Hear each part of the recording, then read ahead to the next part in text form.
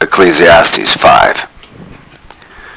Keep thy foot when thou goest to the house of God, and be more ready to hear than to give the sacrifice of fools, for they consider not that they do evil. Be not rash with thy mouth, and let not thine heart be hasty to utter anything before God. For God is in heaven, and thou upon earth. Therefore let thy words be few. For a dream cometh through the multitude of business, and a fool's voice is known by multitude of words. When thou vowest a vow unto God, defer not to pay it, for he hath no pleasure in fools. Pay that which thou hast vowed. Better is it that thou shouldest not vow, than that thou shouldest vow and not pay. Suffer not thy mouth to cause thy flesh to sin, neither say thou before the angel that it was an error.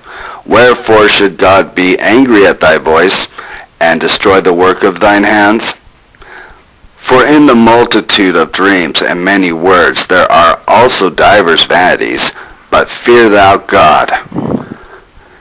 If thou cease the oppression of the poor, and violent perverting of judgment and justice in a province, marvel not at the matter.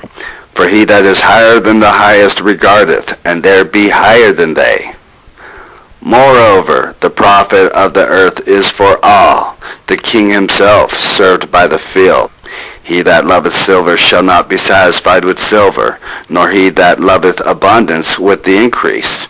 This is also vanity.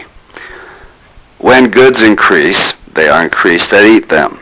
And what good is there to the owners thereof, saving the beholding of them with their eyes? The sleep of a laboring man is sweet, whether he eat little or much, but the abundance of the rich will not suffer him to sleep. There is a sore evil which I have seen under the sun, namely, riches kept for the owners thereof to their own hurt.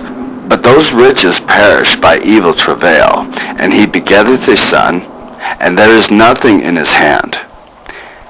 As he came forth of his mother's womb, naked shall he return to go as he came, and shall take nothing of his labor, which he may carry away in his hand. And this also is a sore evil, that in all points as he came, so shall he go.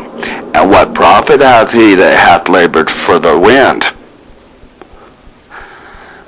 All his days also he eateth in darkness, and he hath much sorrow and wrath with his sickness. Behold that which I have seen.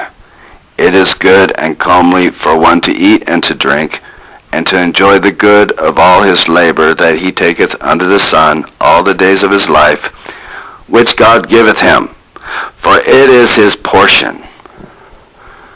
Every man also to whom God hath given riches and wealth, and hath given him power to eat thereof, and to take his portion, and to rejoice in his labor, this is the gift of God.